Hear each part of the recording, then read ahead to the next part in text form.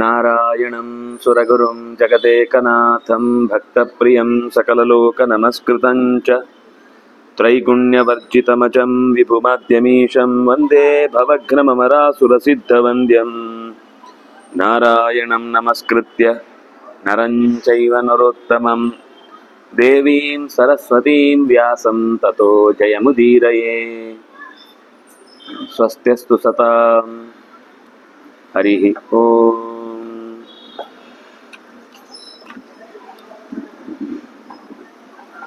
ಧೃತರಾಷ್ಟ್ರ ಕೃಷ್ಣನ ಮಾತುಗಳನ್ನ ಕೇಳಿ ತುಂಬ ಅವನಿಗೆ ಸಮಾಧಾನ ಆಯ್ತು. ಯಾಕೆಂದ್ರೆ ಕೃಷ್ಣ ಅಷ್ಟು ಶ್ರದ್ಧೆಯಿಂದ ಹೇಳಿದ ಮೇಲೂ ಅದಕ್ಕೆ ವ್ಯತಿರಿಕ್ತವಾಗಿ ನಡ್ಕೊಂಡ ಆ ಸಭೆಯನ್ನೇ, ಅಂದ್ರೆ ಕೃಷ್ಣನನ್ನ ಧಿಕ್ಕರಿಸಿ ಕೃಷ್ಣನನ್ನ ಬೈದು ಆ ಸಭೆಯಿಂದ ಹೊರಟು ಹೋದಾಗ ಭೀಷ್ಮಾಚಾರ್ಯರು ಹೇಳಿದ್ರು, ಇದು ಒಳ್ಳೆ ಲಕ್ಷಣ ಅಲ್ಲ, ಹೀಗೆ ದೊಡ್ಡವರೆಲ್ಲ ಸಭೆಯಲ್ಲಿ ಇರಬೇಕಾದ್ರೆ ಹೊರಟು ಹೋಗುದು ಯಾವ ರೀತಿಯಿಂದಲೂ ಸರಿಯಲ್ಲ ಅಂತ.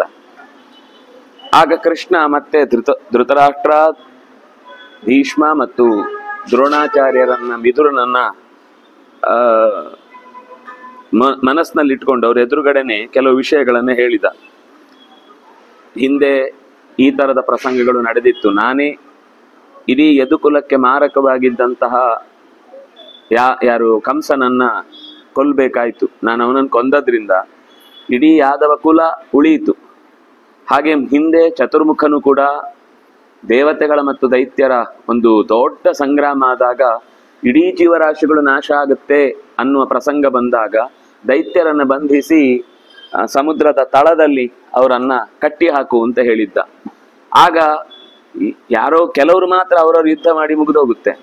ಇಲ್ಲ ಅಂದ್ರೆ ವಿನಾಕಾರಣ ಕಿನ್ನರರು, ಗಂಧರ್ವರು, ಸಿದ್ಧರು, ಚಾರಣರು ಇವರೆಲ್ಲರೂ ಈ ಯುದ್ಧದಲ್ಲಿ ಭಾಗವಹಿಸಿ ಅನರ್ಥ ಆಗುತ್ತೆ ಅಂತ ಯೋಚಿಸಿ ವರುಣನಿಗೆ ಆದೇಶ ಮಾಡಿ ಆ ವರುಣ ಪಾಶದಿಂದ ಆ ಎಲ್ಲರನ್ನೂ ಬಡಿದೆಬ್ಬಿಸಿ ಯುದ್ಧಕ್ಕಾಗಿ ಪ್ರೇರೇಪಿಸುವಂತಹ ರಾಕ್ಷಸರ ಒಂದು ಗುಂಪನ್ನೇ ಅಪಹಾರ ಮಾಡಿ ಸಾಗರೇ ಎತ್ತಃ ನಿತ್ಯಂ ರಕ್ಷತಿ ದಾನವಾನ್, ಅವನೇ ಅವರನ್ನು ಬಂಧಿಸಿಟ್ಟು ಅವ್ರಿಗೆ ಬೇಕಾದ ವ್ಯವಸ್ಥೆ ಮಾಡ್ತಾನೆ ಹೊರತು ಅವರನ್ನು ಹೊರಗೆ ಬಿಡ್ಲೇ ಇಲ್ಲ. ಹಾಗೆ ಈಗಲೂ ನೀನು ದುಶ್ಯಾಸನನನ್ನು, ದುರ್ಯೋಧನನನ್ನು, ಕರ್ಣನನ್ನು, ಸೌಬಲನನ್ನು ಬಂಧಿಸಿ ಅವರನ್ನ ಸರಿದಾರಿಗೆ ತರದೇ ಇದ್ರೆ ನೀವು ಅಕಾರಣವಾಗಿ ಸಪುತ್ರ ಮಿತ್ರ ಬಾಂಧವ, ಮಿತ್ರರಿಂದ ಕೂಡಿ ಬಾಂಧವರಿಂದ ಕೂಡಿ ನಿಮ್ಮ ಪ್ರಜೆಗಳೆಲ್ಲರೂ ಕೂಡ ವಿನಾಕಾರಣ ನಷ್ಟ ಹೊಂದುತ್ತಾರೆ. ಅದರಿಂದಾಗಿ ಅವರನ್ನು ಪಾಂಡವೇಭ್ಯ ಪ್ರಯಚ್ಛತ, ಪಾಂಡವರಿಗೆ ಅವರನ್ನ ಕೊಟ್ಟು ಬಿಡಿ, ಬಂಧಿಸಿ. ಅದಕ್ಕೊಂದು ಸೂಕ್ತಿಯನ್ನು ಹೇಳಿದ. ಇದು ಹಿಂದೆ ವಿದುರನು ಹೇಳಿದ್ದ. ಒಂದು ಕುಟುಂಬದ ವ್ಯವಸ್ಥೆಯನ್ನು ಉಳಿಸ್ಲಿಕ್ಕೋಸ್ಕರ ಒಬ್ಬನನ್ನ ನಾವು ಬಲಿ ಕೊಡಬೇಕು ಅಂತಾದಾಗ ಅದು ಅನಿವಾರ್ಯ.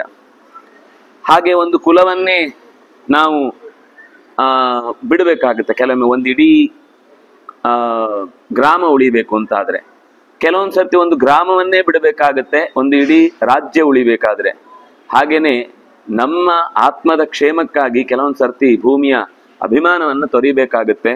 ಹಾಗೆ ಇಲ್ಲಿ ಇದು ದುರ್ಯೋಧನನದು ಒಂದು ಅಂಶ ಅಲ್ಲ. ದುರ್ಯೋಧನ ಒಬ್ಬನನ್ನು ಬಿಟ್ರೆ ಕುಲ ಉಳಿಯತ್ತೆ, ಗ್ರಾಮ ಉಳಿಯತ್ತೆ, ರಾಷ್ಟ್ರ ಉಳಿಯತ್ತೆ, ಆತ್ಮ ಉಳಿಯತ್ತೆ. ಅದಕ್ಕೆ ಅದನ್ನ 4 ಸೇರಿಸಿ ಹೇಳಿದ್ದು. ಯಾಕೆಂದ್ರೆ ಅವನ ಒಬ್ಬನನ್ನ ನೀವು ನಿಗ್ರಹ ಮಾಡಿದ್ರೆ ನೀನು ಉದ್ಧಾರ ಆಗ್ತಿ. ಯಾಕೆಂದ್ರೆ ನೀನು ನಿಜವಾಗಿ ಒಂದು ಅಪ್ಪನಾಗಿ ಮಗನನ್ನ ಹೇಗೆ ನಿಗ್ರಹಿಸಬೇಕು ಅನ್ನೋದಕ್ಕೆ ಫಸ್ಟ್ ಟೈಮ್ ನೀನೊಂದು ದೊಡ್ಡ ನಿರ್ಧಾರ ತೆಗೆದುಕೊಂಡಂತಹ, ಒಂದು ಜವಾಬ್ದಾರಿಯನ್ನು ನಿರ್ವಹಿಸಿದಂತಹ ಯಶಸ್ಸು ನಿನಗೆ ಸಿಗುತ್ತೆ.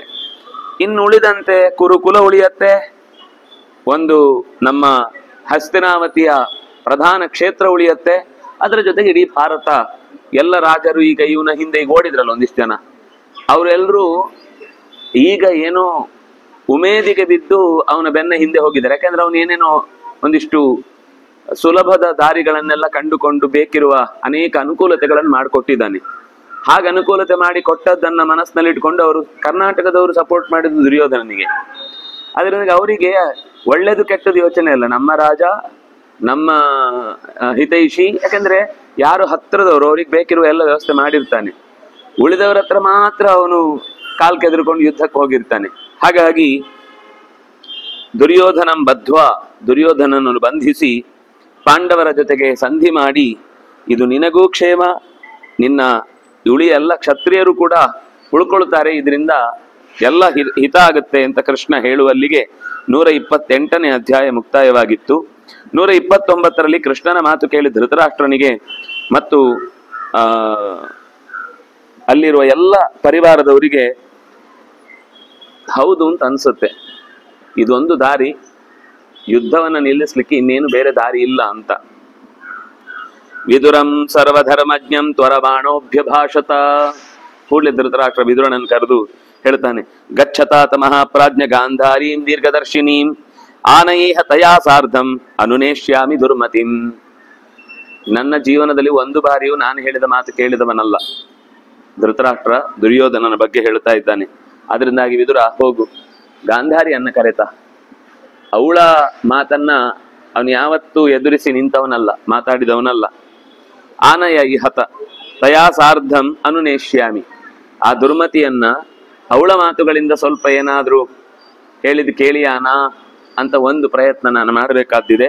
ಹೋಗಿ ಕರ್ಕೊಂಡ್ ಬಾ. ಯದಿ ಸಾ ನತುರಾತ್ಮಾನಂ ಶಮಯೇ ದುಷ್ಟಚೇತಶಂ ಅಪಿ ಕೃಷ್ಣಸ್ಯ ಸುಹೃದಂ ತಿಷ್ಟೇಮ ವಚನೇ ವಯಂ. ಒಂದು ವೇಳೆ ತಾಯಿ ಅಷ್ಟು ಮಗುವಿಗೆ ಹೇಳಿದ ಹಾಗೆ ಹೇಳ್ತಾಳವಳು, ಹೇಳಿಯೂ ಅವನು ತಿದ್ದಿಕೊಳ್ಳಿಲ್ಲ ಅಂದ್ರೆ ಕೃಷ್ಣ ಹೇಳಿದ ಹಾಗೆ ಆ 4 ಜನರನ್ನ ಬಂಧಿಸಿ ಜೈಲಿಗೆ ಹಾಕುದು, ನಾವು ಪಾಂಡವರಿಗೇನೆ ಅವರನ್ನ ಹ್ಯಾಂಡ್ ಓವರ್ ಮಾಡುದು, ಅವರ ಕೈದಿಗಳಾಗಿ ಬದುಕ್ತಾರವರು.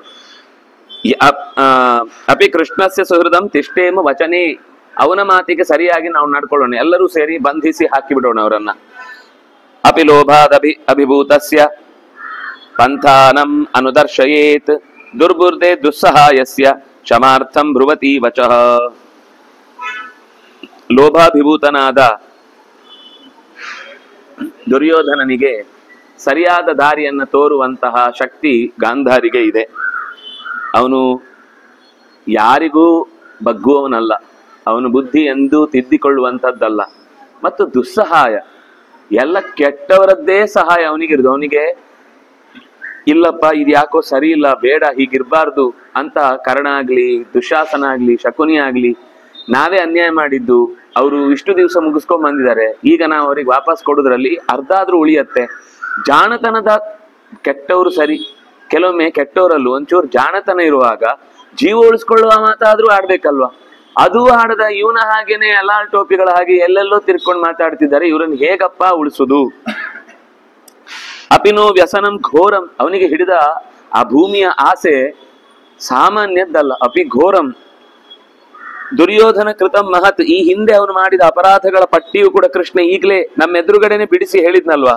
ಅದು ಎಲ್ಲಿಯೂ ಕ್ಷಮ್ಯವಾದ ಕಥೆ ಅಲ್ಲ. ಅದು ಯಾವ ಅಂಶದಲ್ಲೂ ಅವನಿಗೆ ಅದನ್ನ ಸಹಿಸಿಕೊಳ್ಳಿಕ್ಕೆ ಬೇಕಿರುವಂತಹ ಯಾವುದೇ ರೀತಿಯ ಅವಕಾಶ ಇಲ್ಲ. ಆದ್ರಿಂದಾಗಿ ಈಗಲೇ ಅವನನ್ನ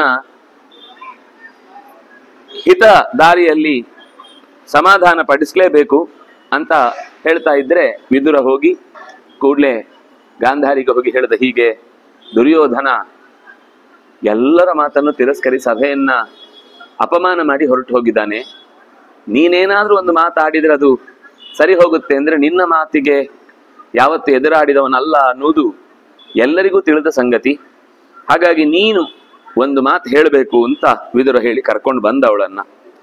ಧೃತರಾಷ್ಟ್ರನ ಎದುರುಗಡೆ ಬರ್ತಾನೆ. ಧೃತರಾಷ್ಟ್ರ ಹೇಳ್ತಾನೆ, ಗಾಂಧಾರಿ ಏಷ ಪುತ್ರಸ್ತೆ ದುರಾತ್ಮ ಶಾಸನಾತಿಗ. ಯಾವಾಗ್ಲೂ ಒಳ್ಳೇದಾದಾಗ ನಮ್ಮ ಮಗ ಅಂತ, ಏನಾದ್ರೂ ತೊಂದರೆ ಆದಾಗ ನಿಮ್ಮ ಮಗ ಅಂತ ಅವನು ಹೇಳುದು. ತೇ ಪುತ್ರ ದುರಾತ್ಮ ಶಾಸನಾತಿಗ, ನಿನ್ನ ಮಗನಾದ ದುರ್ಯೋಧನ ದುರಾತ್ಮ, ಮನಸ್ಸಲ್ಲಿ ಸ್ವಲ್ಪವೂ ಒಳ್ಳೆತನ ಇಲ್ಲ. ಶಾಸನ ಅತಿಗ, ಯಾವುದೇ ಕಾನೂನನ್ನು ಕೂಡ ಅವನ ಮೇಲೆ ಹೇರ್ಲಿಕ್ಕೆ ಸಾಧ್ಯವಿಲ್ಲ, ಎಲ್ಲಾ ಕಾನೂನಿಗೆ ಮೀರಿ ನಿಂತವನು ಅವನು. ಅವನು ಏನು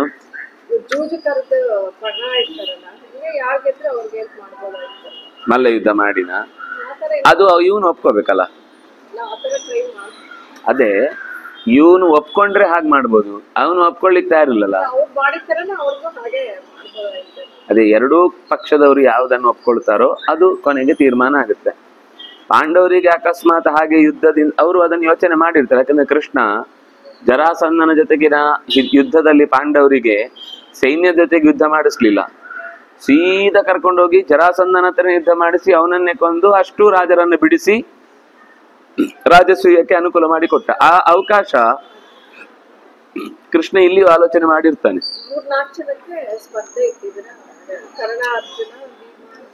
ಏನೋ ಆಗಿರುತ್ತೆ, ಏನಾಗಿರುತ್ತೆ ಅದರ ಉಲ್ಲೇಖ ನಮ್ಗೆ ಗೊತ್ತಾಗಲ್ಲ. ಅದಕ್ಕಿಂತ ಹೆಚ್ಚು ಅವರನ್ನು ಬಂಧಿಸಿಡುವುದೇ ಸರಿ ಅಂತ ಅವ್ರು ಯೋಚನೆ ಮಾಡಿದ್ದು. ಅದ್ರದ್ ಕತೆ ಸ್ವಲ್ಪ ಮುಂದೆ ಬೇರೆ ಕಡೆ ತಿಳ್ಕೊಂಡ್ಬಿಡುತ್ತೆ. ಐಶ್ವರ್ಯವಲ ಲೋಭಾತ್ ಐಶ್ವರ್ಯಂ ಜೀವಿತಂಚ ಪ್ರಹಾಸ್ಯಸಿ. ಈ ಐಶ್ವರ್ಯದ ಲೋಭದ ಮದದಿಂದ ತನ್ನ ಜೀವನವನ್ನೇ ಕಳ್ಕೊಳ್ಳುವ ಹಾಗಿದ್ದಾನೆ. ಅಶಿಷ್ಟವತ್ ಅಮರ್ಯಾದ ಪಾಪೈ ಸಹ ದುರಾತ್ಮವಾನ್. ಕೆಟ್ಟ ಜನರ ಸಹವಾಸದಿಂದ ಅಮರ್ಯಾದ, ಯಾವುದೇ ಚೌಕಟ್ಟುಗಳು ಕೂಡ ಅವನನ್ನು ಕಟ್ಟಿ ಹಾಕ್ಲಿಕ್ಕೆ ಸಾಧ್ಯ ಇಲ್ಲ. ಸಭಾಯಾಹ ನಿರ್ಗತೋ ಮೂಢ. ಸಭೆಯಲ್ಲಿ ದೊಡ್ಡವರಲ್ಲೇ ನಿನಗೆ ಹೇಳ್ತಾ ಇರುವುದು ಅಂತ ಹೇಳ್ತಾ ಇದ್ರೇನೆ ಬೆನ್ ತಿರುಗಿಸ್ಕೊಂಡು ಹೋದ. ಇಂಥವನನ್ನು ಹೇಗಪ್ಪ ಸರಿಯಾದ ಮಾತಿನಿಂದ ಅವನನ್ನು ಹಿಡಿದಿಡುವುದು? ನೀನೇನಾದ್ರೂ ಮಾಡ್ಬೇಕು. ಸಾ ಭ್ರತೃವಚನಂ ಶ್ರುತ್ವ ರಾಜಪುತ್ರಿ ಯಶಸ್ವಿನಿ ಅನ್ವಿಚ್ಛಂದಿ ಮಹಾಶ್ರೇಯ ಗಾಂಧಾರಿ ವಾಕ್ಯಮಬ್ರವೀತ್.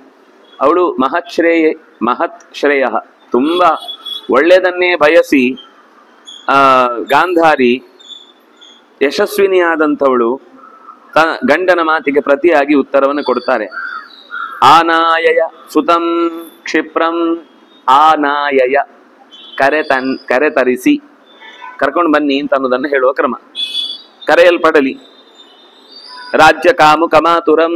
ರಾಜ್ಯ ಬೇಕು ಅಂತ ಅದಕ್ಕೆ ಏನ್ ಬೇಕಾದ್ರೂ ಮಾಡ್ಲಿಕ್ಕೆ ಸಿದ್ಧ ಇರುವಂತಹ ದುರ್ಯೋಧನನನ್ನು ಇತ್ತ ಕರೆ ತನ್ನಿ. ತಂದು ನಹಿ ರಾಜ್ಯಂ ಅಶಿಷ್ಟೇನ ಶಕ್ಯಂ ಧರ್ಮಾರ್ಥಲೋಪಿನ ಆಪ್ತುಮಾಪ್ತಂತು ತಥಾಪೀದಂ ಅವಿನೀತೇನ ಸರ್ವಥಾ. ಈ ರಾಜ್ಯ ಅಶಿಷ್ಟನಾದಂತಹ ದುರ್ಯೋಧನದಿಂದ ಆಳ್ಲಿಕ್ಕೆ ಯೋಗ್ಯ ಇರುವಂಥದ್ದೇ ಅಲ್ಲ. ಧರ್ಮಲೋಪಿ, ಅರ್ಥಲೋಪಿ, ಕಾಮಲೋಪಿ. ಯಾವುದನ್ನು ಮಾಡಬೇಕು ಅದನ್ನು ಮಾಡಿಲ್ಲ, ಯಾವುದನ್ನ ಮಾಡಬಾರದು ಅದನ್ನು ಮಾಡಿದ್ದಾನೆ. ಅಷ್ಟೇ ಅಲ್ಲ, ಸಂಪತ್ತಿನ ದುರ್ವಿನಿಯೋಗ ಇತ್ಯಾದಿಗಳನ್ನೆಲ್ಲ ಒಂದು ತಪ್ಪಿನ ಮೇಲೆ ಮತ್ತೊಂದು ತಪ್ಪು ಅಂತ ಅದರ ಮೇಲೆ ಬಿಡದೆ ನಡೆಸಿದವನನ್ನ ಕರ್ಕೊಂಡು ಬನ್ನಿ. ಕೊನೆಗೆ ತೇ ಪುತ್ರ ಅಂತ ಏನು ಅಂದ್ಯಲ್ಲ, ತ್ವಂಹೇವಾತ್ರ ಭೃಶಂ. ಇಷ್ಟೂ ದುರ್ಯೋಧನ ಕೆಡ್ಲಿಕ್ಕೆ ಪ್ರಧಾನ ಕಾರಣ ನೀನು. ಕೈ ತೋರಿ ಅಂತಾಳೆ. ತ್ವಂಹೇವ, ನೀನೇ ಇಲ್ಲಿ ಈ ಮಗು ಹಾಳಾಗ್ಲಿಕ್ಕೆ ಕಾರಣ. ಗರ್ಹ್ಯ ನ ದುರ್ಯೋಧನ ಧೃತರಾಷ್ಟ್ರ ತ್ವಂ. ಗರ್ಹ್ಯ ಅಂದ್ರೆ ನಿಂದನೆಗೆ ಯೋಗ್ಯನಾದವನು. ಬಯಸ್ಕೊಳ್ಳಿಕ್ಕೆ ಏನಾದ್ರೂ ತಲೆ ಬಗ್ಗಿಸಿ ನಿಲ್ಬೇಕು ಅಂದ್ರೆ ಅದ್ ನೀನ್ ನಿಲ್ಬೇಕು. ದುರ್ಯೋಧನ ಬಯಸ್ಕೊಳ್ಳಿಕ್ಕೆ ಯೋಗ್ಯನೇ ಅಲ್ಲ. ದುರ್ಯೋಧನ ಹೇಗೂ ದುಷ್ಟ ಬಿಡಿ, ಆದ್ರೆ ನೀನು ವೃಷಂ ಗರ್ಹ. ವೃಷ ಅಂದ್ರೆ ನಿಶ್ಚಯವಾಗಿ ಚೆನ್ನಾಗಿ ಬಯಸ್ಕೊಳ್ಳಿಕ್ಕೆ ಯೋಗ್ಯ ನೀನೆ. ಯಾವತ್ತೂ ಬೈದಿರ್ಲಿಲ್ಲ ಅವಳು, ಈಗ ಚೆನ್ನಾಗಿ ಬೈತಾಳೆ. ಧೃತರ ಸುತಪ್ರಿಯ. ಮಗ ಅಂದ್ರೆ ವ್ಯಾಮೋಹ. ಈ ವ್ಯಾಮೋಹಕ್ಕೆ ಎಲ್ಲಿದೆ ಕೊನೆ? ನೀನ್ ಮಾಡಿದ ಎಲ್ಲ ಅವ್ಯವಸ್ಥೆಯಿಂದ ಇವತ್ತಿ ನಾವೆಲ್ಲರೂ ಕಷ್ಟಪಡಬೇಕಾದ ಸ್ಥಿತಿ. ನಿನ್ನ ಒಬ್ಬನ ವ್ಯಾಮೋಹಕ್ಕೆ ಇಡೀ ಊರು, ದೇಶ, ಬಂಧುಗಳು, ಮಿತ್ರರು ಎಲ್ಲರೂ ಬಲಿಯಾಗುವಂತ ಸ್ಥಿತಿ ಬಂದು ನಿಂತಿದೆ. ಯೋಜಾನನ್ ಪಾಪತಾಮಸ್ಯ ತತ್ಪ್ರಜ್ಞಾಮನುವರ್ತಸೆ ಸ ಏಷ ಕಾಮಮನ್ಯುಭ್ಯಾಂ ಪ್ರಲುಬ್ಧೋ ಲೋಭಮಾಸ್ಥಿತಃ ಅಶಕ್ಯೋದ್ಯತ್ವಯಾ ರಾಜನ್ ವಿನಿವರ್ತಯಿತುಂ ಬಲಾತ್. ಅವನು ಮಾಡುವ ಪ್ರತಿಯೊಂದು ಕೆಲಸದ ಹಿಂದೆ ಇದ್ದ ದುರುದ್ದೇಶ ಮತ್ತು ಅನರ್ಥಗಳ ಎಚ್ಚರ ನಿನಗಿದ್ರೂ ಕೂಡ ನೀನು ಮೌನ ವಹಿಸಿದ್ದೇ ಕಾರಣ. ನಿನಗೆ ಗೊತ್ತಿತ್ತಾ ಇಲ್ವಾ ಪಾಂಡವರನ್ನು ಇಲ್ಲಿಂದ ಹೊರಗೆ ತಳ್ತಾರೆ ಅಂದ್ರೆ ಅವ್ರಿಗೇನೋ ತೊಂದರೆ ಮಾಡ್ಲಿಕ್ಕೋಸ್ಕರ ಕಳಿಸ್ತಾ ಇದ್ದಾನೆ ಅಂತ? ಬರುವ ಮುನ್ನವೇ ಅವ್ರು ಎಷ್ಟೆಲ್ಲ ನಿನ್ನ ಹತ್ರ ಮಾತಾಡಿದ್ದಾರೆ. ಅವ್ರ ಮಕ್ಕಳೇ ಅಲ್ಲ, ಅವ್ರಿಗೆ ತಂದೆ ತಾಯಿಗಳ ಸಂಬಂಧವೇ ಇಲ್ಲ, ಯಾರೋ ಮೂರನೇ ವ್ಯಕ್ತಿಗಳನ್ನ ನಾವಿಲ್ಲಿ ತಂದು ರಾಜ್ಯ ಯಾಕೆ ಕೊಡಬೇಕು, ಹಾಗೆ ಹೀಗೆ ಅಂತೆಲ್ಲ ಬೈದಾಗ ನಿನಗೆ ಅವರ ಅಭಿಪ್ರಾಯ ಏನಿದೆ ಅಂತ ಗೊತ್ತಿತ್ತಲ್ವಾ? ಇಷ್ಟಾಗಿ ಸರಿ, ಹೇಗೋ ಅರಗಿನ ಮನೆಯಿಂದ ತಪ್ಪಿಸಿಕೊಂಡು ಬಂದ ಮೇಲೆ ಅವ್ರಿಗೆ ರಾಜ್ಯ ಕೊಡ್ಬೇಕಾಯ್ತು. ಅದು ನೀನ್ ಕೊಡ್ಲಿಲ್ಲ. ಭೀಷ್ಮ ದ್ರೋಣಾದಿಗಳು ಒತ್ತಿ ನಿಂತರು, ಕೃಷ್ಣ ಸ್ವತಃ ಅಲ್ಲಿ ಮಧ್ಯಪ್ರವೇಶ ಮಾಡಿದ. ಹಾಗಾಗಿ ದ್ರೌಪದಿಯ ನಂತರದಲ್ಲಿ ದ್ರೌಪದಿಯ ಕಾಲ್ಗುಣ ಅನ್ನುವ ಹಾಗೆ ಅವರಿಗೆ ಸಮಸ್ತ ಸಂಪತ್ತು ಸಿಕ್ಕಿತು. ಆದರೆ ಮತ್ತೂ ಹಾಳು ಮಾಡ್ಲಿಕ್ಕೆ ಕಾರಣ ನೀನೆ. ನಿನ್ನ ಮಾತಿನಿಂದ ಹಿಂದೆ ಸರಿಯುವುದಿಲ್ಲ ಅಂತ ಗೊತ್ತಿದ್ದು ದುರ್ಯೋಧನ ನೀನ್ ಕರೆಸುವಂತೆ ಮಾಡಿದ. ನೀನ್ ಆಗುದಿಲ್ಲ ಹೇಳ್ಬೇಕಿತ್ತು. ಯಾಕೆ ಕರೆಸಿದ್ದು? ನಿಂದೆ ತಪ್ಪಿಲ್ಲಿ, ಇಲ್ಲಿ ಬೇರೆ ಯಾರ್ದು ತಪ್ಪಿಲ್ಲ. ಅಶಕ್ಯ ಅದ್ಯ, ಇವತ್ತವನನ್ನ ಬಗ್ಗಿಸ್ಲಿಕ್ಕೆ ಸಾಧ್ಯವೇ ಇಲ್ಲ ಅನ್ನುವಷ್ಟು ಅವನನ್ನ ಗಟ್ಟಿ ಮಾಡಿದ್ದು ನೀನೆ. ಬಾಗಿಸಿದ್ರೆ ಮುರಿದು ಹೋಗುವಾಗ ಮಾಡಿದ್ ನೀನು, ಅದು ಬೆಂಡೆ ಆಗುದಿಲ್ಲ ಈಗ. ಅಂತಹ ದುರ್ಸ್ಥಿತಿಗೆ ಕಾರಣ ನೀನು. ಯಾರು ಬಾಲಿಶನೋ, ಯಾರಿಗೆ ಕೆಟ್ಟ ಬುದ್ಧಿ ಇದೆಯೋ, ಯಾರು ರಾಷ್ಟ್ರದ ಹಿತಚಿಂತನೆಯ ಬಗ್ಗೆ ಸ್ವಲ್ಪವೂ ಪ್ರಜ್ಞೆ ಇಲ್ವೋ ಅಂಥವನಿಗೆ ಹೋಗಿ ರಾಜ್ಯ ಕೊಟ್ಟು ಅವನನ್ನ ರಾಜನನ್ನಾಗಿ ಮಾಡಿದ್ಯಲ್ವ. ನಿನಗೇನು ಹೇಳಬೇಕು? ರಾಷ್ಟ್ರ ಪ್ರಧಾನ ನೀನೇ ಮಾಡಿದ್ದವನಿಗೆ. ಇಷ್ಟು ಅಧಿಕಾರ ಕೊಟ್ಟ ಮೇಲೆ ದುರುಳನಿಗೆ ನೆಲದಲ್ಲಿ ಕಾಲು ನಿಲ್ಲುತ್ತಾ? ಆಕಾಶದಲ್ಲಿ ಹಾರ್ತಿರ್ತಾನೋ, ಅವನಿಗೆ ಭೂಮಿಯೇ ಕಾಣ್ತಿಲ್ಲ. ಅವನು ಕಾಮ ಮನ್ಯುಗಳಿಗೆ, ಕೋಪ ಮತ್ತು ಬಯಕೆಗಳಿಗೆ ಬಲಿಯಾಗುವಂತಹ ಅವನ ದುಸ್ಥಿತಿಯಲ್ಲಿ ಪ್ರಧಾನ ಪಾತ್ರ ನಿನ್ನದೇ. ನೀನೇ ಈ ತಪ್ಪು ಮಾಡಿದ್ದು. ದುಸ್ಸಹಾಯಸ್ಯ ಲುಬ್ಧಸ್ಯ ಧೃತರಾಷ್ಟ್ರೋಷ್ಣುತೆ ಫಲಂ. ಕೆಟ್ಟವರ ಸಹವಾಸದಿಂದ, ಅತಿಯಾದ ಲೋಭದಿಂದ, ಧೃತರಾಷ್ಟ್ರನ ವ್ಯಾಮೋಹದಿಂದ ಇವತ್ತು ಫಲಂ ಅಶ್ನುತೆ, ಈ ಕೆಟ್ಟ ದುರವಸ್ಥೆಯನ್ನು ಅನುಭವಿಸುವುದರಲ್ಲಿದ್ದಾನೆ. ಕಥಂ ಹಿ ಸ್ವಜನೇ ಭೇದಂ ಉಪೇಕ್ಷೇತ ಮಹೀಪತಿ ಭಿನ್ನಂ ಹಿ ಸ್ವಜನೇನ ತ್ವಾಂ ಪ್ರಹರಿಷ್ಯಂತಿ ಶತ್ರವಃ. ನಮ್ಮವರೇ ಇಬ್ರು, ಪಾಂಡವರಾಗ್ಲಿ ಕೌರವರಾಗ್ಲಿ. ಭಿನ್ನಂ ಹಿ ಸ್ವಜನೇನ ತ್ವಾಂ, ನಿನ್ನ ಮಕ್ಕಳೇ ಆಗಿರುವ ಸಂದರ್ಭದಲ್ಲಿ ಅವರಲ್ಲಿ ಭೇದ ಭಾವ ಮಾಡಿದ್ಯಾರು? ನೀನೇ. ಅದು ಒಳಗಿನಿಂದ ಯಾವಾಗ್ಲೂ ಇತ್ತು. ವ್ಯಕ್ತವಾಗಿ ಏನೋ ತೊಂದರೆ ಮಾಡ್ತಾರೆ ಅಂತಂದಾಗ ವಿರೋಧವೂ ಮಾಡಲಿಲ್ಲ. ಈ ವೈರುಧ್ಯಕ್ಕೆ ಕಾರಣ ಯಾರು? ಕಥಂ ಹಿ ಭೇದಂ, ಹೇಗೆ ತನ್ನವರ ಮಧ್ಯದಲ್ಲೇ ಅವನಿಗೆ ಇವನ್ ಕಂಡ್ರಾಗಲ್ಲ, ಇವನಿಗೆ ಅವನ್ ಕಂಡ್ರಾಗಲ್ಲ ಅಂದಾಗ ನೀನು ರಟ್ಟೆ ಹಿಡಿದು ಹೇಳ್ಬೇಕಿತ್ತು, ಅವ್ರು ನಿನ್ಗಿಂತ ಬೇರೆ ಅಲ್ಲ, ಅವರು ಕೂಡ ನಿನ್ನಷ್ಟೇ ಈ ಅಧಿಕಾರಕ್ಕೆ ಅರ್ಹರು, ನೀನು ಮಾತ್ರ ಅಲ್ಲ ಈ ಸಿಂಹಾಸನ ಅಧಿಕಾರಿ ಅಂತ ಅವನಿಗೆ ಮೊದಲೇ ಹೇಳಬೇಕಿತ್ತು. ಯಾವಾಗ ಆ ಮಕ್ಕಳು ಮಾಡುವ ಭೇದದ ಕಾರ್ಯವನ್ನು ಉಪೇಕ್ಷೇತ, ನೀನು ತಿರಸ್ಕರಿಸಿದ್ದು ಅಂತ ಅಂದ್ರೆ ಅದರ ಅರ್ಥ ಏನು? ಒಪ್ಪಿಗೆ ಇತ್ತು ಅಂತ ಅರ್ಥ. ನೀನು ಒಪ್ಪಿಗೆ ಇಟ್ಟುಕೊಂಡೇ ಅವರ ಪ್ರತಿಯೊಂದು ಕೆಟ್ಟ ಚರ್ಯೆಯನ್ನು ಕೂಡ ಪಾಂಡವರ ವಿರುದ್ಧ ಅವರು ಕತ್ತಿಮಸೀತಾ ಇರಬೇಕಾದ್ರೂ ಕೂಡ ಅದನ್ನು ತಡಿಲಿಲ್ಲ ಅಂದ್ರೆ, ನಿರ್ಲಕ್ಷ್ಯ ಮಾಡಿದಿ ಅಂದ್ರೆ, ನೀನೇ ಅವರಿಬ್ಬರ ನಡುವೆ ದ್ವೇಷವನ್ನ ಇಷ್ಟು ದಳ್ಳುರಿಯ ಹಾಗೆ ಎಲ್ಲರನ್ನೂ ಸೇರಿಸಿ ವ್ಯಾಪಿಸಿ ನುಂಗುವ ಹಾಗೆ ಮಾಡಿದ್ದು ನೀನು. ಈಗ ಶತ್ರುಗಳು ಪ್ರಹರಿಷ್ಯಂತಿ. ಈಗ ನಾವಿಬ್ರು ಜಗಳ ಆಡ್ತಾ ಇದ್ರೆ ಮೂರನೇವರು ನಮ್ಮಿಬ್ರನ್ನು ಚೆನ್ನಾಗಿ ತುಳಿದು ತಿಂದು ಬಿಡ್ತಾರೆ. ಯಾಕೆ ಅರ್ಥ ಆಗ್ಲಿಲ್ಲ ನಿನಗೆ? ಯಾಹಿ ಶಕ್ಯ ಮಹಾರಾಜ ಸಾಮ್ನಾ ಭೇದೇನ ವಾ ಪುನಃ ನಿಸ್ತರ್ತುಮಾಪದ ಸ್ವೇಷು ದಂಡಂ ಕಸ್ತತ್ರ ಪಾತಯೇ. ತುಂಬಾ ಒಳ್ಳೆ ಮಾತು ಹೇಳ್ತಾಳೆ. ಮೊದಲೇ ಸ್ವಲ್ಪ ಸಾಮ್ನ ಸಮಾಧಾನದಿಂದಲೋ, ಭೇದೇನ ನಿನಗೊಂದಿಷ್ಟು ಇದೆಯಲ್ವಾ ಅವ್ರಿಗೊಂದಿಷ್ಟು ಇರ್ಲಿ ಅಂತ ಏನಾದ್ರೂ ಒಂದು ಸಾಮ ಭೇದಗಳಿಂದ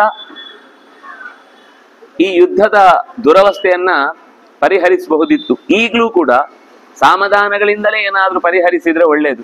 ಯಾಕೆ ಸಾಮಧಾನದಿಂದ ಆಗೋದಕ್ಕೆ, ಉಗುರಲ್ಲಿ ಹೋಗೋದಕ್ಕೆ ಕೊಡ್ಲಿ ತಗೊಂಡ್ರು ಅಂತ. ಕಾಲಿಗೇನೋ ಒಂದು ಮುಳ್ಳು ಚುಚ್ಚತ್ತೆ, ಕಾಣಿಸ್ತಾ ಇದೆ, ಕೈಯಿಂದ ಬೆರಳಿಂದ ತುದಿಯಿಂದ ಹೀಗೆ ಕಿತ್ತರೆ ಬಂದು ಹೋಗುತ್ತೆ. ಇದೆಲ್ಲ ಸಾಮಾನ್ಯ ಮುಳ್ಳಲ್ಲ, ಇದನ್ನು ಕತ್ರಿಯಿಂದ ತೆಗಿಬೇಕು, ಕೊಡ್ಲಿಯಿಂದ ತೆಗಿಬೇಕು ಅಂತ ಸೀದಾ ಒಂದು ಕಾಲೇ ಕೊಟ್ಟರಿಸಿದ್ರೆ ಹಾಗಿದೆ. ಯುದ್ಧದಿಂದ ರಾಜ್ಯದ ತೀರ್ಮಾನ ಅನ್ನುವ ನಿಮ್ಮ ನಿರ್ಧಾರ ಇದೆಯಲ್ವಾ, ಇದು ಉಗುರಲ್ಲಿ ಹೋಗೋದಕ್ಕೆ ಕೊಡ್ಲಿ ತಗೊಂಡ ಹಾಗೆ ಅನ್ನುವ ಅರ್ಥದ ದಂಡಂ ಕಸ್ತತ್ರ ಪಾತಯೇ. ಯಾರು ಸಾಮಧಾನಗಳಿಂದ ಪರಿಹಾರಗೊಳ್ಳಬಹುದಾದ ಸಂಗತಿಗೆ ದೊಡ್ಡ ಆಯುಧಗಳನ್ನು ಬಳಸ್ತಾರೆ. ದಂಡ ಇಲ್ಲಿ ಅಯೋಗ್ಯ, ಇಲ್ಲಿ ದಂಡ ಮಾಡಬಾರದು. ಸರಿ, ನಾನೇ ಹೇಳಿದ್ರೆ ಅದು ಪರಿಹಾರ ಆಗುತ್ತೆ ಅಂದ್ರೆ ಕರ್ಕೊಂಡು ಬನ್ನಿ, ನನ್ನಿಂದ ಆಗುವಷ್ಟು ಪ್ರಯತ್ನ ನಾನು ಮಾಡ್ತೇನೆ. ಶಾಸನಾತ್ ಧೃತರಾಷ್ಟ್ರಸ್ಯ, ಧೃತರಾಷ್ಟ್ರ ಕೂಡಲೇ ಕಣ್ಸನ್ನೆ ಮಾಡಿದ, ದುರ್ಯೋಧನನ್ನ ಕರೆತರಬೇಕಾಯ್ತು. ತಾಯಿಯ ಮಾತು ಕೂಡ ಆ ಮಗನನ್ನ ಎಚ್ಚರಿಸುವುದಕ್ಕೋಸ್ಕರ ಸಿದ್ಧವಾಗಿದೆ. ವಿದುರ ಧೃತರಾಷ್ಟ್ರನನ್ನ ಕರ್ ದುರ್ಯೋಧನನನ್ನ ಕರ್ಕೊಂಡು ಬಂದ. ಆಗಲೇ ಕಣ್ಣೆಲ್ಲ ಕೆಂಪಾಗ್ಬಿಟ್ಟಿದೆ ಸಿಟ್ಟಿನಿಂದ. ಅಭಿತಾಮ್ರೇಕ್ಷಣ ಕ್ರೋಧಾತ್ ನಿಶ್ವಸನ್ನಿವ ಪನ್ನಗಃ, ಹಾವು ಬುಸುಗುಡುವ ಹಾಗೆ ಏದು ಸುರುಕ್ ಬಿಟ್ಕೊಂಡು ಬರ್ತಾ ಇದ್ದೀನಿ. ನಿಮ್ಮನ್ನೆಲ್ಲ ಬಿಡುವುದಿಲ್ಲ, ನೀವು ಬಿಟ್ರೆ ಹೀಗೆ ಮಾಡಿಬಿಡ್ದೆ. ಯಾಕೆಂದ್ರೆ ಅಲ್ಲಿ ಅದನ್ನ ಮತ್ತೆ ಮುಂದೆ ಹೇಳ್ತಾರೆ. ತಂ ಪ್ರವಿಷ್ಟಂ ಅಭಿಪ್ರೇಕ್ಷ್ಯ ಪುತ್ರಂ ಉತ್ಪತನಾಸ್ಥಿತಂ, ದಾರಿ ಬಿಟ್ಟಿರುವ ಮಗನನ್ನು ಒಳಗೆ ಪ್ರವೇಶಿಸಿದ್ದನ್ನು ಗಮನಿಸಿ ಬೈಕೊಳ್ತಾ ಇದ್ದಾಳೆ. ಏನ್ ಮಗನೇ ಇದೆಲ್ಲ, ದೊಡ್ಡವರು ಇಷ್ಟು ಜನ ಹೇಳುವ ಮಧ್ಯದಲ್ಲಿ ನಾನು ಮಧ್ಯೆ ಹೇಳಬೇಕಾದ ಪ್ರಸಂಗ ತಂದಿಟ್ಟೆ ಅಲ್ವಾ, ನಿನಗೇನು ಸ್ವಲ್ಪವೂ ಕೂಡ ದುರವಸ್ಥೆಯನ್ನ ಎದುರಿಸಬೇಕಾದಂತಹ ಒಂದು ಸಾಮಾನ್ಯ ಪ್ರಜ್ಞೆನೂ ಇಲ್ವಾ? ಹಿತಂತೆ ಸಾನುಬಂಧಸ್ಯ, ಅನುಬಂಧರು ಈ ಎಲ್ಲ ಯಾರೆಲ್ಲ ಇಲ್ಲಿ ಇದ್ದಾರೋ ಅವರೆಲ್ಲ ನಿನ್ನ ಹಿತದ ದೃಷ್ಟಿಯಿಂದ ಎಲ್ಲ ಹೇಳಿದ್ದಾರೆ. ಆಯಾತ್ಯಾಂ ಸುಖೋದಯಂ, ಈ ಸಂಧಾನದ ಪ್ರಕ್ರಿಯೆಯಿಂದ ಮುಂದೆ ಸುಖವೇ ಉದಯವಾಗುತ್ತೆ, ಒಳ್ಳೆಯತನವೇ ನಿನ್ನಲ್ಲೂ ನೆಲೆಸುತ್ತೆ, ರಾಜ್ಯಕ್ಕೂ ಸಿಗುತ್ತೆ. ದುರ್ಯೋಧನ ಯದಾ ಹತ್ವಾಂ ಪಿತಾ ಪುರುಷ ಸತ್ತಮ ಭರತ ಸತ್ತಮ ಭೀಷ್ಮೋ ದ್ರೋಣ ಕೃಪಕ್ಷತ್ತ ಸುಹೃದಾಂ ಕುರು ತದ್ವಚಃ. ನಿನ್ನೆಲ್ಲರ ಹಿತವನ್ನ ಬಯಸಿ ಆನಂದದ ಸೆಲೆಯನ್ನು ಗಮನಿಸಿ ಈ ಹಿರಿಯರೆಲ್ಲ ಒಳ್ಳೆಯ ಮಾತುಗಳನ್ನಾಡಿದ್ದಾರೆ. ಓ ದುರ್ಯೋಧನ, ನಿನ್ನ ತಂದೆ ಧೃತರಾಷ್ಟ್ರ ಒಳ್ಳೆಯ ಮಾತನ್ನ ಹೇಳಿ ನಿಂಗೆ ದಾರಿಯನ್ನು ಸೂಚಿಸಿದ್ದಾನೆ. ಭೀಷ್ಮ, ದ್ರೋಣ, ಕೃಪ, ವಿದುರ ಇವರೆಲ್ಲರೂ ಕೂಡ ಸುಹೃತ್ತುಗಳು.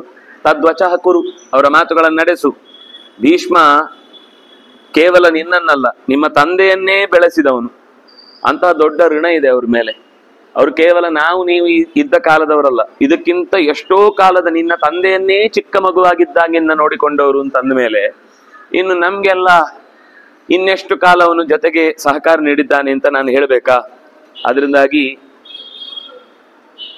ನಿನ್ನ ರಾಜ್ಯವನ್ನು ಉಳಿಸಿಕೊಳ್ಳುವುದಕ್ಕೋಸ್ಕರ ಉಳಿದ ರಾಜ್ಯವನ್ನ ಭೋಗಿಸಿ ಅದರಲ್ಲಿ ಸುಖವಾಗಿ ಇರುವುದಕ್ಕೆ ಬಯಸುವುದಾಗಿದ್ರೆ ನೀನು ದಯವಿಟ್ಟು ರಾಜ್ಯವನ್ನ ಪಾಂಡವನಿಗೆ ಒಪ್ಪಿಸಬೇಕು. ನಹಿ ಅವಶ್ಯೇಂದ್ರಿಯೋ ರಾಜ್ಯಂ ಅಶ್ನೀಯ ದೀರ್ಘಮಂತರಂ ವಿಜಿತಾತ್ಮ ತು ವೇಧಾವಿ ಸರಾಜ್ಯಂ ಅಭಿಪಾಲಯೇತ್. ಯಾರು ಇಂದ್ರಿಯಗಳನ್ನು ವಶಪಡಿಸಿಕೊಂಡಿಲ್ಲವೋ, ಯಾರು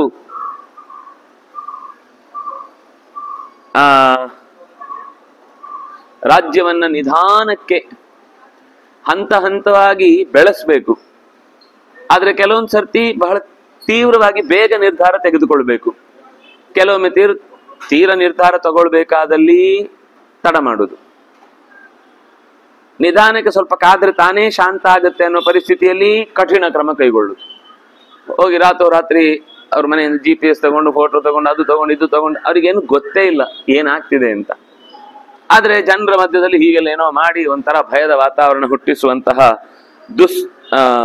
ದುಷ್ಪ್ರಭಾವವನ್ನು ಬೀರುವಂತಹ ಕೆಲಸವನ್ನ ಮಾಡ್ತಾ ಇರ್ತಾರೆ. ಆದ್ರಿಂದ ದುರ್ಯೋಧನ, ನನ್ನ ಮಾತು ಕೇಳು ಪುಟ್ಟ, ಪುತ್ರಕ ಅಂತಾಳೆ. ಯಾರು? ಗಾಂಧಾರಿ. ಮಗು, ನೀನು ಪುಟ್ಟವನು, ಇನ್ನು ನಿನಗೆ ಪ್ರಪಂಚದ ಆಲೋಚನೆ ಇಲ್ಲ. ಇವರಿಷ್ಟೂ ಜನ ನಿನ್ನ ಬಗ್ಗೆ ಖಂಡಿತ ನಿನ್ನ ವಿರೋಧಿಗಳಾಗಿ ಮಾತಾಡ್ತಿಲ್ಲ. ನಿನ್ನ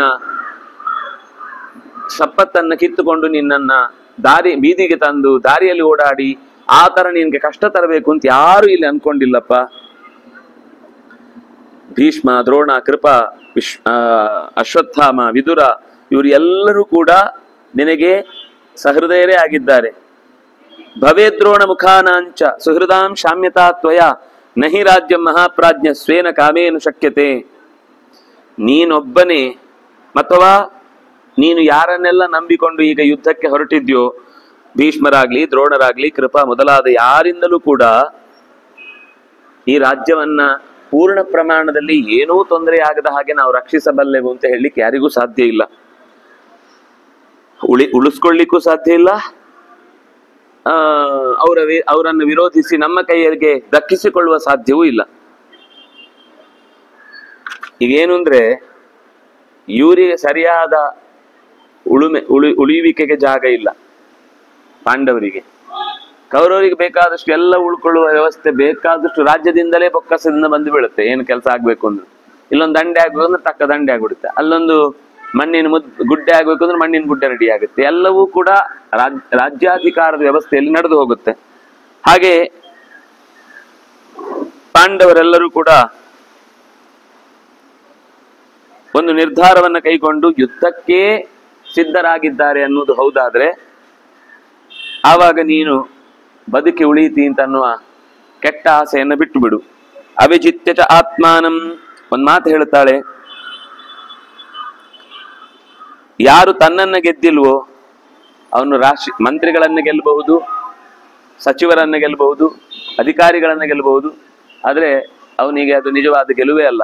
ತಾತ್ಕಾಲಿಕವಾದ ಗೆಲುವನ್ನ ಸಣ್ಣ ಪುಟ್ಟ ವ್ಯವಸ್ಥೆಯಲ್ಲಿ ಸುಖ ಪಡುವುದು ಬೇರೆ, ಆದ್ರೆ ಅದನ್ನು ಮತ್ತೆ ಮತ್ತೆ ನೆನೆಸ್ಕೊಂಡು ಅವತ್ತೊಂದು ದಿವಸ ಹಾಗಾಯ್ತು ಅಂತ ಈಗದ ಪ್ರೊಫೆಷನಿಗೆ ಅದರ ಉಪಯುಕ್ತತೆ ಏನು ಇಲ್ಲ ಅಂದಾಗ ಅದನ್ನು ಮತ್ತೆ ಮತ್ತೆ ಹೇಳ್ಕೊಳ್ಳೋದ್ರಿಂದ ಜನರಿಗೆ ಏನ್ ಅನ್ಸುತ್ತೆ, ಇವನು ಬರೀ ಹೊಗಳ್ಕೊಳ್ತಾನೆ, ಈಗ ಮಾಡ್ಲಿಕ್ಕೆ ಏನು ಇಲ್ಲ, ಅದ್ ಮಾಡಿದಾಗ ನಾವ್ಯಾರು ಇರ್ಲಿಲ್ಲ, ಅದು ಹೌದೋ ಅಲ್ಲೋ ಗೊತ್ತಿಲ್ಲ, ಸುಮ್ನೆ ಪುಟಾಲ್ ಬಿಡ್ತಾ ಇದ್ದಾನೆ. ಪುಟಾಲ್ ಅಂದ್ರೆ ಸುಳ್ಳು ಸುಳ್ಳು ಹೇಳುದು ಅಂತ, ಇಷ್ಟ ಬಂದಾಗ ಮಾಡ್ತಾ ಇದ್ದಾನೆ ಅಂತ ಹೀಗಾಗತ್ತೆ. ಅದರಿಂದಾಗಿ ಇಂದ್ರಿಯಗಳನ್ನ ಗೆದ್ದು ಮನಸ್ಸನ್ನ ಶತ್ರುಗಳಿಗೆ ಸೋಲಿಸಿ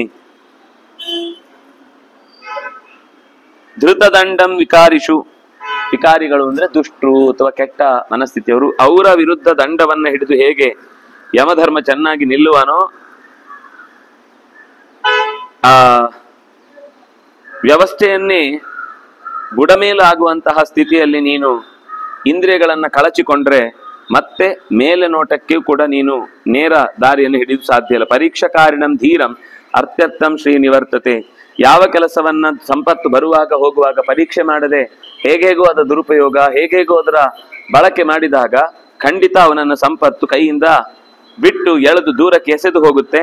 ಮತ್ತೆ ಅವನು ಅದೇ ರೀತಿಯ ಸ್ಟ್ರಾಟಜಿಯನ್ನು ಬಳಸಿದ್ರು ಕೂಡ ಆ ಸಂಪತ್ತನ್ನು ಮತ್ತೆ ಪಡ್ಕೊಳ್ಳಿಕ್ಕಾಗಲ್ಲ.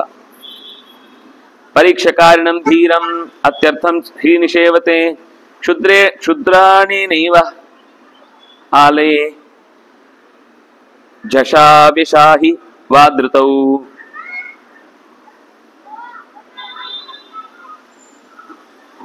ಅಲ್ಲ, ಭಗವಂತನ ವಿಷಯದಲ್ಲಿ ಇಂದ್ರಿಯಗಳು ಮತ್ತು ಅವನಿಗೂ ಏನು ವ್ಯತ್ಯಾಸ ಇಲ್ಲ. ಆದರೆ ಯಾರು ಭಗವಂತನ ವಿಷಯದಲ್ಲಿ ಅವನನ್ನ ಅಮಿತ್ರ ಅಂತ ತಿಳಿದು ಅವನನ್ನು ದ್ವೇಷಿಸಿದ್ರೆ, ಎರಡು ಅರ್ಥ ಅಲ್ಲಿ. ಆತ್ಮಾನಮೇವ, ತನ್ನನ್ನೇ ತಾನು ದ್ವೇಷಿಸುವುದು ಒಂದು, ಪರಮಾತ್ಮನನ್ನು ದ್ವೇಷಿಸುವುದು ಅಂತ ಬಂದಾಗ ಎರಡರಲ್ಲೂ ಸೋಲ್ತಾನೆ. ಒಂದು ತನ್ನ ತಪ್ಪಿನ ಬಗ್ಗೆ ದ್ವೇಷ ಬಂದ್ರೆ ತನ್ನ ಮೇಲೇನೆ. ಈಗ ಒಂದು ತಪ್ಪು ಮಾಡಿದಾಗ ಬೇರೆಯವ್ರ ಮೇಲೆ ದ್ವೇಷ ಬರುವುದಕ್ಕೂ, ಅದೇ ತಪ್ಪು ನಾನು ಮಾಡಿದಾಗ ನನ್ನ ಮೇಲೆ ದ್ವೇಷ ಬರುವುದಕ್ಕೂ ತುಂಬಾ ವ್ಯತ್ಯಾಸ ಇದೆ. ಯಾರಿಗೆ ತನ್ನ ಮೇಲೇನೆ ತನ್ನ ಮೇಲೆ ಅಂದ್ರೆ ಜೀವಹಾನಿ ಮಾಡ್ಕೊಳ್ಬೇಕು ಅಂತಲ್ಲ, ತನ್ನಿಂದ ಯಾಕೆ ಈ ತಪ್ಪಾಯ್ತು ಇದನ್ನು ನಾನು ಯಾವತ್ತಿಗೂ ಸಹಿಸಿಕೊಳ್ಳುವುದಿಲ್ಲ ಅಂತ ಯಾರು ಆತ್ಮಾನಮೇವ ತನ್ನನ್ನೇ ತಾನು ವಿಜಿಗೀಷೇತ್ ಗೆಲ್ತಾನೋ ಅವನು ಅಮಾತ್ಯರನ್ನು ಗೆಲ್ತಾನೆ, ಸೇನಾಧಿಪತಿಗಳನ್ನು ಗೆಲ್ತಾನೆ, ಪ್ರಜೆಗಳನ್ನ ಗೆಲ್ತಾನೆ, ಎಲ್ಲರನ್ನು ಗೆಲ್ಲಿಕ್ಕೆ ಅವನಿಗೆ ಅರ್ಹತೆಯೂ ಇದೆ, ಸಾಧ್ಯವೂ ಆಗುತ್ತೆ. ಆದ್ರೆ ಯಾರು ವಶ್ಯ ಇಂದ್ರಿಯಗಳ ವಶಕ್ಕೆ ಬಿದ್ದು ಬಿಟ್ಟಿದ್ದಾನೆ, ಯಾವ ಕ್ರಮಗಳು ಕೂಡ ಯಶಸ್ವಿಯಾಗಿ ನಡೆಸಲಿಕ್ಕೆ ಅವನ ಹತ್ರ ಬೇಕಿರುವ ಮ್ಯಾನ್ ಪವರ್, ವಿಶ್ವಸ್ತ ಮಂಡಳಿ ಇಲ್ಲ, ಎಲ್ಲ ತರ್ಸ್ಟಿ ಟೀಮೇ ಇರುವುದು, ಟ್ರಸ್ಟಿಗಳೇ ಇಲ್ಲ ಅನ್ನುವ ದುರವಸ್ಥೆ ಉಂಟಾದಾಗ ನೀನು ಕಾಮಕ್ರೋಧಗಳಿಗೆ ಬಲಿಯಾಗಿ ಶರೀರದಲ್ಲಿರುವ ನಿನ್ನನ್ನೇ ಚೆನ್ನಾಗಿ ವಿಲುಂಪತಃ ಸೀಳಿ ನಿನ್ನನ್ನು ನಿನಗೇ ಪರಿಚಯ ಇಲ್ಲದಂತೆ ಮಾಡಿಬಿಡುತ್ತೆ. ಯಾವಾಗ ನೀನು ನಿನ್ನನ್ನು ಗೆಲ್ತೀಯೋ ಆ ನಂತರ ಪಾಂಡವರನ್ನ ಗೆಲ್ಲು, ಉಳಿದ ರಾಜರನ್ನ ಗೆಲ್ಲು, ಅಮಿತ್ರರನ್ನ ಗೆಲ್ಲು, ಯಾವುದು ಸುಳ್ಳಾಗುವುದಿಲ್ಲ. ಒಂದು ಸರ್ತಿ ನನ್ನನ್ನು ನಾನು ಗೆಲ್ಲುವುದಕ್ಕೆ ಪ್ರಯತ್ನ ಪಟ್ಟು ಅದರಲ್ಲಿ ಯಶಸ್ವಿಯಾಗಿ ನಾನು ಉಳಿದ ದೇವತೆಗಳ ಜೊತೆಗೆ ಅಥವಾ ರಾಜರ ಜೊತೆಗೆ ಅಥವಾ ಇನ್ಯಾವುದೇ ನನಗೆ ಉಪದ್ರವ ನೀಡ್ತಾ ಇರುವ ವ್ಯಕ್ತಿಗಳ ಜೊತೆಗೆ ನನ್ನ ಹೋರಾಟ ಇದೆ ಅಂದ್ರೆ ಅದಕ್ಕೆ ಗೆಲುವು ಸಿಕ್ಕಿದ್ರೆ ಅದೇನು ದೊಡ್ಡ ಆಶ್ಚರ್ಯ ಅಲ್ಲ. ತನ್ನನ್ನು ತಾನು ಸೋಲಿಸಿಕೊಳ್ಳದೆ, ಅಂದ್ರೆ ತನ್ನ ವಶದಲ್ಲಿ ತಾನು ಇರಲಿಕ್ಕಾಗದೆ ಆ ಗೆಲುವನ್ನು ಎಷ್ಟು ಸಂಪಾದಿಸಿದ್ರು ಕೂಡ ಆ ಸಂಪತ್ತು ಅನ್ನೋದು ಬಹಳ ತತ್ಕಾಲದ ಫಲ. ನನ್ನನ್ನು ನಾನು ಗೆದ್ದೆ ಅಂತನ್ನುವುದೇ ದೊಡ್ಡ ಫಲ. ದುರ್ಯೋಧನ ಮಾಡಬೇಡ. ನಿನಗೆ ಯಹ ಪರೀಕ್ಷಾಕಾರಿಣಂ ಧೀರಂ ಅತ್ಯರ್ಥಂ ಶ್ರೀ ನಿಷೇವತೆ, ಯಾರು ಯಾವುದೇ ಕೆಲಸವನ್ನ 10 ಬಾರಿ ಪರೀಕ್ಷೆ ಮಾಡಿ ಆಮೇಲೆ ಅದರಲ್ಲಿ ತೊಡಗ್ತಾನೆ ಅಂದ್ರೆ ಅವನ ಬೊಕ್ಕಸದಲ್ಲಿ ಶ್ರೀಹಿ ನಿಷೇವತೆ, ಸಂಪತ್ತು ತುಂಬಿಕೊಳ್ಳುತ್ತೆ.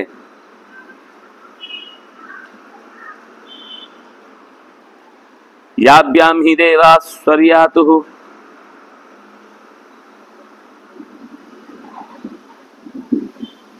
ಸ್ವರ್ಗಸ್ಯ ಅಪಿ ದುರ್ಮುಖಂ. ಏನೋ ಮಿಸ್ಟೇಕ್ ಇದೆ. 32ನೇ ಶ್ಲೋಕ ಇದೆಯಾ? ಯಾಭ್ಯಾಂ ಹಿ ದೇವಾ ಸ್ವರ್ಯಾತು ಸ್ವರ್ಗಸ್ಯ, ಆಮೇಲೇನಿದೆ? ಪಿದಧುರ್ಮುಖಂ ಬಿಭ್ಯತೋನುಪರಾಗಸ್ಯ ಕಾಮಕ್ರೋಧೌ ಸ್ಮ ವರ್ಧಿತೌ.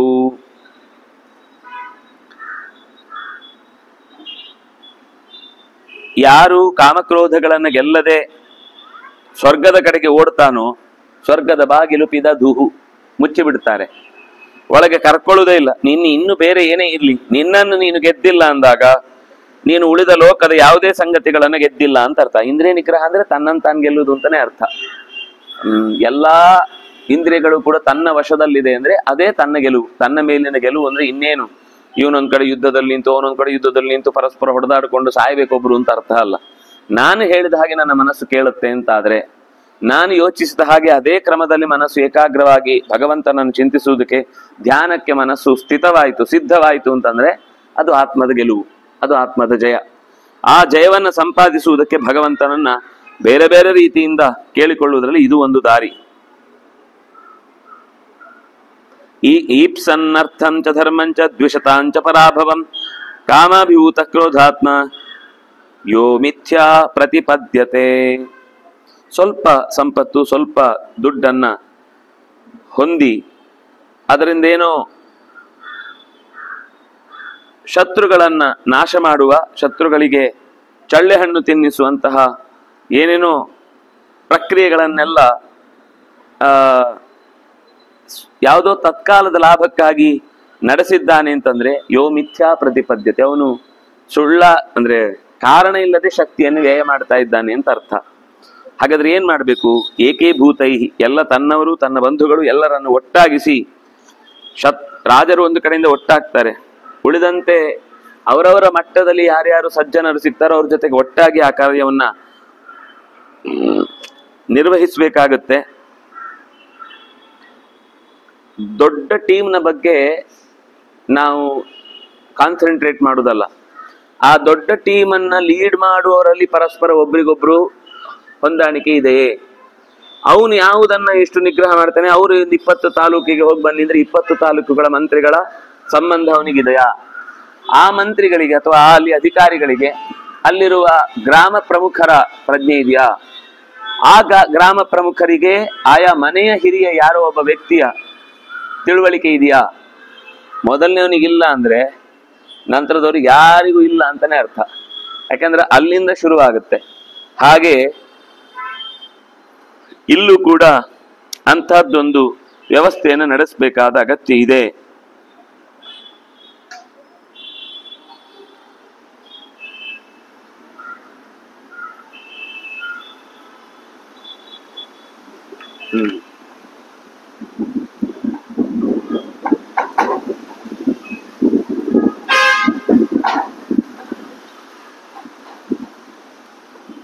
ಯಾರು ತನ್ನನ್ನು, ಕಾಮವನ್ನು, ಕ್ರೋಧವನ್ನು, ಲೋಭವನ್ನು, ಡಂಭಾಚಾರವನ್ನು, ದರ್ಪವನ್ನು ಗೆಲ್ಲಬಲ್ಲನೋ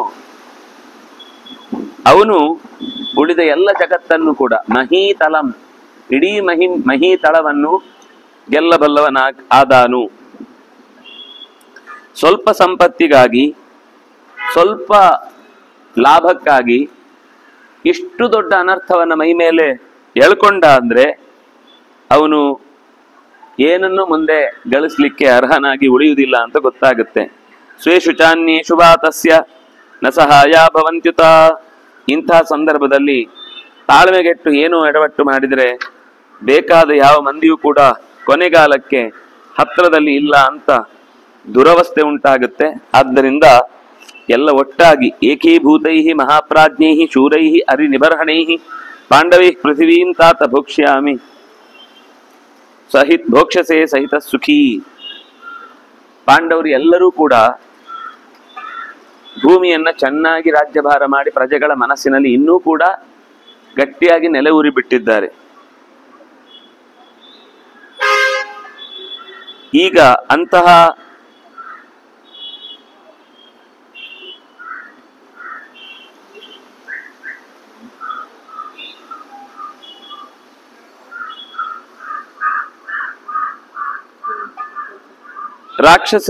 ದೇವತೆಗಳ ಜೊತೆಗೆ ರಾಕ್ಷಸರ ಕೆಟ್ಟ ಕಲಹ ಇದ್ದ ಹಾಗೆ ಇಲ್ಲೂ ಕೂಡ ನಾವು ಮತ್ತು ಪಾಂಡವರ ನಡುವಿನ ಕಲಹ ಅನ್ನುವುದು ನಮಗೆ ಅಕಾರಣವಾದಂತಹ ಅಪಮೃತ್ಯುಯಾದಿ ರೋಗಗಳನ್ನು ಉಂಟು ಮಾಡಿಯಿತು.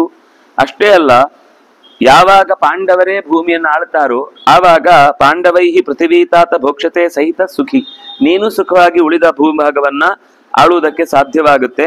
ಇಬ್ರು ಒಟ್ಟಾಗಿ ಪರಸ್ಪರ ಯುದ್ಧದ ಮದದಿಂದ ಪಡೆದುಕೊಂಡು ಪ್ರಾಣವನ್ನು ಬಿಡುವಂತಹ ದುಸ್ಥಿತಿಗೆ ಈಡಾಗಬೇಡಿ ಅಂತ ಎಚ್ಚರಿಸ್ತಾಳೆ. ಹೇಗೆ ಭೀಷ್ಮಾಚಾರ್ಯರು ದ್ರೋಣ ಹೇಳಿದ್ರು, ಅದು ಯಾವತ್ತೂ ಕೂಡ ಬಿಡಬೇಕಾದ ಸಂಗತಿ ಅಲ್ಲಪ್ಪ. ಕೃಷ್ಣ ಪತ್ತು ಪಾಂಡವ ಇಬ್ರು ಅಮಿತ ಪರಾಕ್ರಮ ಉಳ್ಳವರು, ಅಮಿತ ಬಲದಿಂದ ಲೋಕದಲ್ಲಿ ಅವರಿಗೆ ಸಾಟಿಯಾದ ಇನ್ನೊಬ್ಬ ವ್ಯಕ್ತಿ ಇಲ್ಲ ಅಂತ ಕರೆಸಿಕೊಂಡವರು.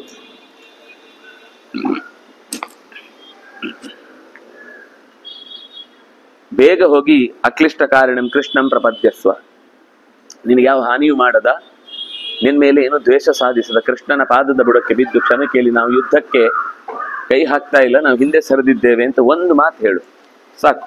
ಗಾಂಧಾರಿ ಹೇಳುವ ಮಾತು.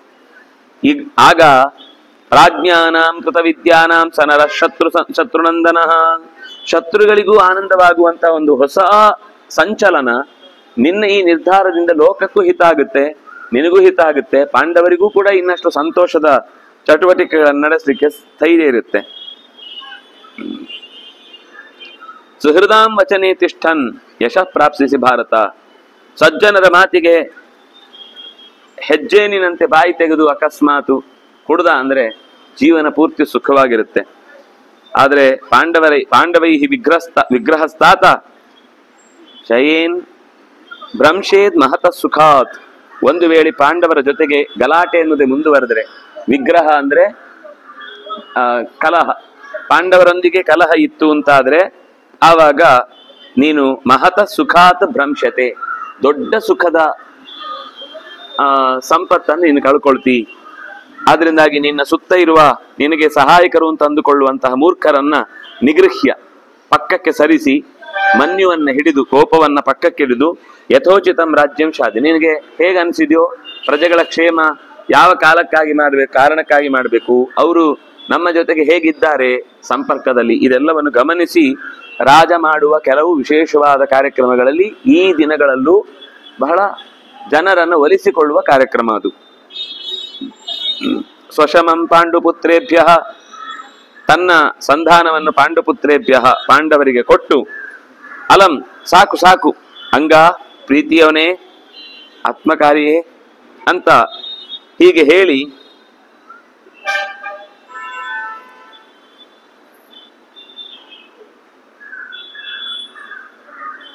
ತಿಳಿಗೊಳಿಸು, ಕಾಮಕ್ರೋಧಗಳಿಂದ ಮತ್ತಷ್ಟು ಬಿಗಿಯಾಗಿರುವಂತಹ ವಾತಾವರಣವನ್ನು ತಿಳಿಗೊಳಿಸು.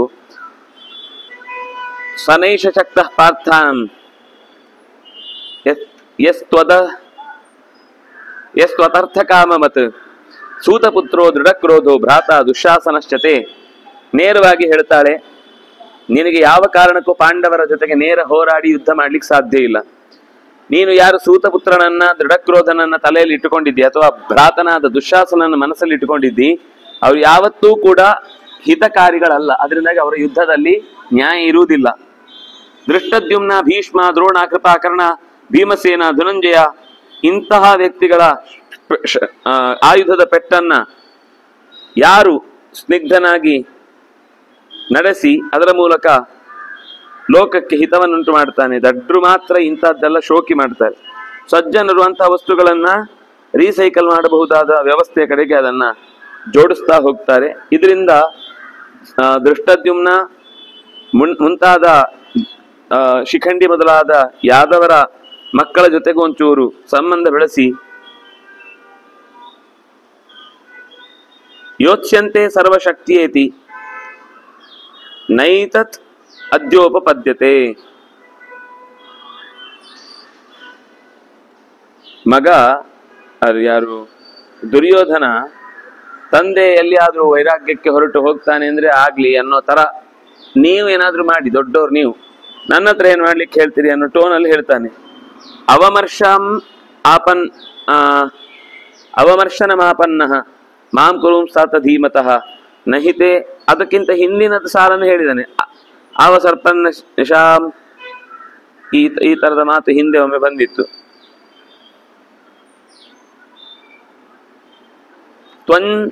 ಯಚ್ಚತ್ವಂ ಮನ್ಯಸೆ ಮೂಢಂ ಭೀಷ್ಮದ್ರೋಣ ಕೃಪಾದೇಹ ಯೋತ್ಸ್ಯಂತೆ ಸರ್ವಶಕ್ತಿಯೇತಿ ನೈತದೇತದುಪಪದ್ಯತೆ. ಭೀಷ್ಮ, ದ್ರೋಣ, ಕೃಪಾ, ಕರ್ಣ ಮೊದಲಾದವರೆಲ್ಲ ನಿಷ್ಠೆಯಿಂದ ನ್ಯಾಯವಾಗಿ ನಿನ್ ಜೊತೆಗೆ ಪೂರ್ಣವಾಗಿ ತೊಡಗಿ ಯುದ್ಧ ಮಾಡ್ಲಿಕ್ಕೆ ಆಗತ್ತೆ ಅನ್ಕೊಂಡಿದ್ಯಾ? ಅವರ ಮನಸ್ಸು ಯಾವಾಗ್ಲೂ ಧೃತರಾಷ್ಟ್ರನ ಮೇಲೇನೆ ಇದೆ. ಇಷ್ಟು ದಿವಸ ಇದ್ದದ್ದು ಅಂತ ಅನ್ನೋದು ದ್ರೋಣಾಚಾರ್ಯ ಏನ್ ಸುಮ್ಮನೆ ಇರ್ಲಿಲ್ಲ, ಪಾಠ ಹೇಳಿಕೊಟ್ಟವ್ರೆ. ಕೃಪಾಚಾರ್ಯರು ಪಾಠ ಹೇಳಿಕೊಟ್ಟವ್ರೆ. ಭೀಷ್ಮಾಚಾರ್ಯರು ಸ್ವತಃ ರಾಜ್ಯವನ್ನ ಇದು ಹುಟ್ಟುವುದಕ್ಕಿಂತ 600-800 ವರ್ಷದ ಹಿಂದೆನೆ ನೋಡ್ಕೊಂಡು ಬಂದರು. ಅವರು ಕೂಡ ಕೈ ಬಿಟ್ಟು ಹೋಗುವಂತಲ್ಲ. ಇನ್ನು ಪಾಂಡವರ ಜೊತೆಗೆ ಅದು ದಾಯಾದಿಗಳು ಅಂತ ಆ ಕಲಹದಲ್ಲಿ ಮುಗಿದು ಹೋಗಿದೆ.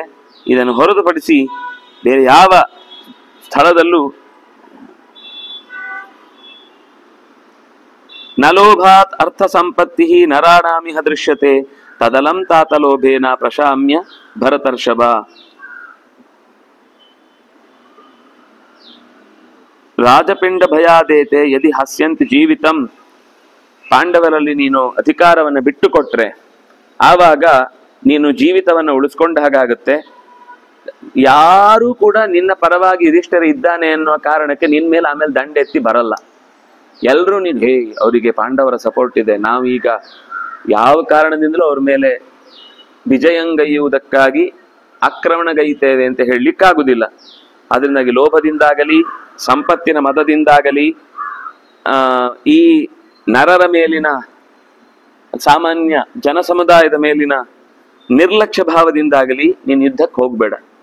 ಇವರಿಗೋಸ್ಕರ ನಾನು ಯಾಕೆ? ವಸ್ತುತಃ ಅವರೆಲ್ಲ ಒಂದು ರೀತಿಯಲ್ಲಿ ನೀನು ನಿಷ್ಠೆಯಿಂದ ನಡ್ಕೊಂಡಿದ್ರೆ ಪಾಂಡವರಿಗೆ ನಿನ್ನ ಜೊತೆಗೆ ಇರ್ತಿದ್ರು. ಏನ್ರಿ ಆಗದಿಂದ ಬರೀ ನಿಷ್ಠೆ ನಿಷ್ಠೆ ನಿಷ್ಠೆ ಅಂತ ನಮ್ಮ ಪರವಾಗಿ ಅವ್ರು ನಿಷ್ಠೆ ತೋರಿಸ್ಬೇಕಲ್ವ? ನಾವಲ್ಲ ರಾಜರೀಗ, ನಮ್ಮ ರಾಜ ಅಂತ ಗೌರವ ತೋರಿಸ್ಬೇಕಿದ್ದವರಲ್ಲ. ಅಯ್ಯೋ ಅದು ಅವರು ರಾಜರಾಗ್ಬೇಕಾದ್ರು ಅವ್ರು ಹೇಗೆ ಗೌರವ ತೋರಿಸ್ತಾರೆ? ವಸ್ತ್ರಾಂತರ ಮಾತ್ರ ನಿಮ್ಮ ಈಗಿನ ಬದಲಾವಣೆ ಅಷ್ಟೇ ಬಿಟ್ರೆ ಇಡೀ ರಾಜ್ಯದ ಮೇಲೆ ನಿಯಂತ್ರಣ ಇದ್ದದ್ದು ಆಗದಿಂದ ಅವರಿಗೇನೆ. ಅದರಿಂದಾಗಿ ತದಲಂ, ಸಾಕಪ್ಪ, ಲೋಭ ಬೇಡ, ಮೋಹ ಬೇಡ, ಪ್ರಶಾಮ್ಯ ಸಮಾಧಾನ ಚಿತ್ತನಿಂದ ರಾಜ್ಯವನ್ನ ಬಿಟ್ಟುಕೊಡು ಅಂತ ಗಾಂಧಾರಿ ಹೀಗೆ ಹೇಳಿದ್ರೆ ಅವಳು ಹೇಳುವ ಮಾತು ಮುಗಿಸುವಷ್ಟರಲ್ಲಿ ತಾನೇ ದಡಬಡ ಅಂತ ಎದ್ದು ಮತ್ತೆ ಸಭೆಯಿಂದ ನಿರ್ಗಮಿಸ್ತಾನೆ. ಧೃತರಾಷ್ಟ್ರನ್ ದುರ್ಯೋಧನಂ ಕರ್ಣಂ ದುಶ್ಯಾಸನೋಬ್ರವೀತ್. ಹಿಂದೆ ಮಾತು ಹೇಳಿದ್ದಲ್ವಾ, ಅದನ್ನ ಮತ್ತೆ ಎಲ್ಲ ಪುಸಲಾಯಿಸಿ ಹೇಳ್ತಾರೆ. ನೀನು ಇಲ್ಲೇ ಇದ್ರೆ ಖಂಡಿತ ನಿನ್ನನ್ನು ಹೆಡೆಮುರಿ ಕಟ್ಟಿ ಪಾಂಡವರಿಗೆ ಪಾರ್ಸೆಲ್ ಮಾಡ್ತಾರೆ. ನೀನು ರೆಡಿ ಇದ್ದೇನೆ ಅಂತಂದ್ರೆ ಇರು. ಈಗ ಮತ್ತೇನೋ ಕರೀತಾ ಇದ್ದಾರೆ ಅಂದ್ರೆ ಇಷ್ಟರಲ್ಲಿ ಇನ್ನೊಂದೇನೋ ನಿರ್ಧಾರ ಆಗಿದೆ ಅಂತ ಅನ್ನಿಸ್ತಿದೆ. ಅದರ ದೋಷವನ್ನು ಆಮೇಲೆ ನೋಡೋಣ. ಈಗಂತೂ ನನಗನ್ಸುತ್ತೆ ನೀನು ಇಲ್ಲಿ ಇದ್ದು ಇನ್ಯಾವ ಕಾರ್ಯಭಾರ ಮಾಡ್ಬೇಕಾದಿಲ್ಲ. ನೀನು ಕೇಳಿ ಕೇಳಿ ಹ್ಯಾರಾಸ್ ಮಾಡ್ತಾರೆ, ಕೊಡು ಕೊಡು ಕೊಡು ಕೊಡು ಅಂತ. ಕೊನೆ ಕೊಟ್ಟು ಬರ್ತೀಯ, ಆಮೇಲೆ ಯುದ್ಧನೂ ಬೇಡ ಏನ್ರು ಬೇಡ, ಅವ್ರು ಕೇಳಿದ್ರು ಕೊಟ್ಬಿಟ್ಟೆ ಅಂತ. ಅದೇ ಒಂದು ದೊಡ್ಡ ವಿಷಯವಾಗಿ ನೀನು ಮಾಡಿದ ಇಲ್ಲಿಯ ತನಕದ ಯಾವುದೇ ಸತ್ಕರ್ಮಗಳು ಕೂಡ ಉಳಿಯುವುದಿಲ್ಲ. ಮತ್ತು ಪಾಂಡವರ ಬಗೆಗೆ ತನ್ನಿಂತಾನೆ ಒಂಚೂರು ಎಲ್ಲ ಶತ್ರುತ್ವದ ನೆಲೆಯಲ್ಲೇ ಯುದ್ಧ ಮಾಡಿ ಗೆದ್ದವನ ಹೆಸರು. ನಮಗೊಂದು ಯುದ್ಧ, ಅರ್ಜುನನ ಯುದ್ಧ ನೋಡ್ಲಿಕ್ಕೆ ಸಿಗ್ಲಿಲ್ವಲ್ಲ ಅಂತ ಒಂದು ಬೇಸರ ಉಳಿದೇ ಬಿಡುತ್ತೆ ಅನ್ನುವಲ್ಲಿಗೆ 129 ಮುಕ್ತಾಯ ಆಯಿತು. ಅಲ್ಲಿಗೆ ಸಾಕು. ಶ್ರೀ ಹರಿಪ್ರಿಯತಾಂ. ಶ್ರೀ ಕೃಷ್ಣಾರ್ಪಣಮಸ್ತು.